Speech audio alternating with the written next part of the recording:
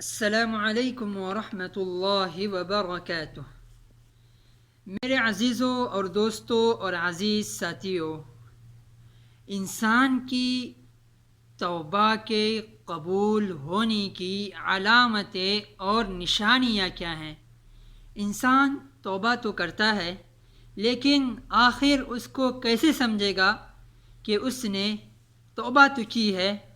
کیا اس کی توبہ قبول ہوئی؟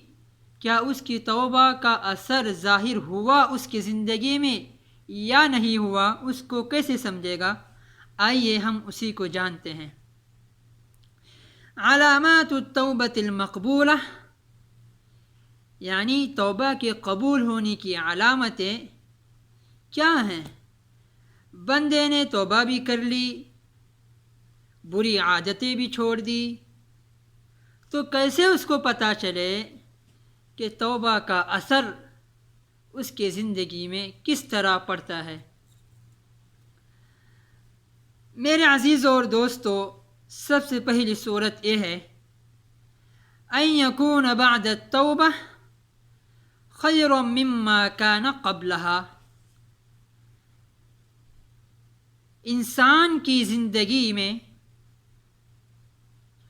جو توبہ کرنے سے پہلے جو اس کی زندگی تھی، وہ زندگی توبہ کرنے کے بعد اس کو اچھی معلوم ہوتی ہے، پہلے سے بہتر معلوم ہوتی ہے، پہلے سے خوشنما معلوم ہوتی ہے، پہلے سے پرسکون والی زندگی اس کو معلوم ہوتی ہے۔ توبہ کرنے سے پہلے ہمیشہ ٹینشن میں رہتا تھا، توبہ کرنے سے پہلے ہمیشہ غمگین رہتا تھا، تو پہلے کی بنسبت اس کو اس کی زندگی میں اچھائیاں معلوم ہونے لگے گی۔ پہلے نماز تو پڑھتا تھا، لیکن جماعت کے ساتھ نہیں پڑھتا تھا، پہلے نماز تو پڑھتا تھا لیکن قضا کر دیتا تھا، پہلے نماز تو پڑھتا تھا لیکن وقت پر نہیں پڑھتا تھا، سنتوں کا کوئی پتہ نہیں، فرائض کا کوئی پتہ نہیں، اس طرح زندگی گزارتا تھا۔ لیکن توبہ کرنے کے بعد نماز بھی جماعت کے ساتھ پڑھ رہا ہے، نماز کے ساتھ نوافل بھی پڑھ رہا ہے، تہجد بھی پڑھ رہا ہے، تو یہ اس کی یہ علامت ہے کہ پہلے کی بنسبت اس کی زندگی میں بھلائیاں اور خیر خواہی کے کام اس کی زندگی میں آتے رہتے ہیں۔ پہلی نشانی یہ ہے۔ تو یہ جو زندگی میں خیر آتی ہے، پہلی نشانی ہے توبہ کے قبول ہونے کی۔ دوسری نشانی یہ ہے الا یزال الخوف من العودہ الی الذنب مصاحب اللغو، یعنی بندے کے دل میں خوف ہو کہ کہیں مجھ سے دوبارہ یہ گناہ نہ ہو جائے۔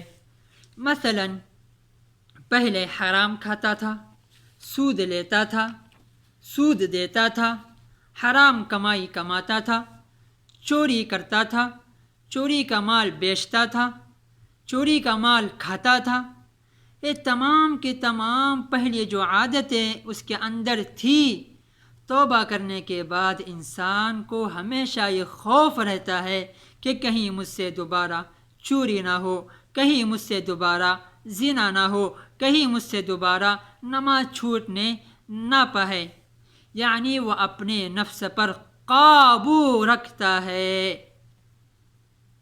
کہیں ایسا نہ ہے کہ نفس پر بھروسہ کر لیا، چلو میں نے توبہ تو کر لیا، اب اس کے آگے جو کرنا ہے وہ کرو، نہیں، ایک توبہ کے قبول ہونے کی علامت نہیں ہے، بلکہ جو اس نے جس گناہ سے توبہ کیا ہے دوبارہ وہ گناہ کرنے کا اس کے اندر خوف ہو، ڈر ہو، اللہ کا ڈر ہو اس کے اندر کہ کہیں دوبارہ مجھ سے یہ گناہ سرزد نہ ہو جائے۔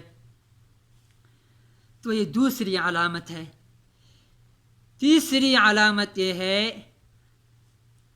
انخلاء القلب وتقعه ندما وخوفا من العقوبة آجلہ وعاجلہ، اس کا مفہوم میں صرف آپ کو بتاتا ہوں، اگر تفصیل میں جاؤں گا تو بات لمبی ہو جائے گی۔ اس کا مفہوم یہ ہے کہ انسان کا دل گناہوں سے خالی ہو جاتا ہے، دل سے طمع ختم ہو جاتی ہے، دل سے حسرت اور لالچ ختم ہو جاتی ہے۔ گناہوں کی حسرت کو اس کے دل صاف ہو جاتا ہے۔ یہی تو کہتے ہیں جو انسان باہری اعتبار سے بے طمع ہو جائے، لالچ سے خالی ہو جائے، دنیاوی اعتبار سے محبت کو ختم کر جائے، تو اللہ اس کو گھر میں محبتیں اور الفتیں عطا فرماتے ہیں۔ اصل بات انسان کی طمع اور لالچ کا ختم ہونا بہت مشکل ہے۔ انسان کی لالچ اور طمع کو شاید ہی اگر وہ ختم نہ کرے تو ہو سکتا ہے اس کی لالچ اور طمع کو موت ہی ختم کر دے۔ اس لیے میرے عزیزوں اور دوستوں، توبہ کے قبول ہونے کی تیسری علامت یہ ہے کہ انسان کے دل سے طمع اور لالچ گناہوں کے ذریعے اور گناہوں کی لالچ اور طمع ختم ہو جاتی ہے، اور گناہوں سے توبہ اور توبہ کی قبول ہونے کی چوتھی علامت یہ ہے کہ کثرت خاصۃ لا تحدث الا التوحید۔ جس شخص کی سچی توبہ ہوتی ہے اس میں عاجزی اور انکساری آ جاتی ہے، اچھے اخلاق سے وہ لوگوں کے سامنے پیش آتا ہے، اچھے اخلاق لوگوں کے سامنے پیش کرتا ہے، اس میں گھمنڈ نہیں ہوتا، تکبر نہیں ہوتا۔ تو یہ چار علامتیں توبہ کرنے کے بعد جس شخص کے اندر پائی جائے تو سمجھ لیں کہ اس کی توبہ قبول ہو گئی اور توبہ کا اثر اس کی زندگی میں ظاہر ہونا شروع ہو گیا۔ اب میرے عزیزوں، توبہ کس طرح کرتے ہیں؟ ہمارے یہاں پہ تو عام رواج ہے، چاہے وہ بچوں میں ہو چاہے بوڑھوں میں ہو، خاص کر عورتوں میں، جب وہ توبہ کرنے کے لیے اپنے بچوں کو کہتی ہیں تو اس طرح کرتی ہیں، توبہ کرو توبہ کرو توبہ کرو، 1,00,000 بار کرو، 1,000 بار کرو، 100 بار کرو۔ یہ توبہ کرنے سے کوئی فائدہ نہیں ہے۔ توبہ توبہ کرنے سے، گال پر مارنے سے یہ توبہ نہیں ہوتی ہے میرے عزیزوں۔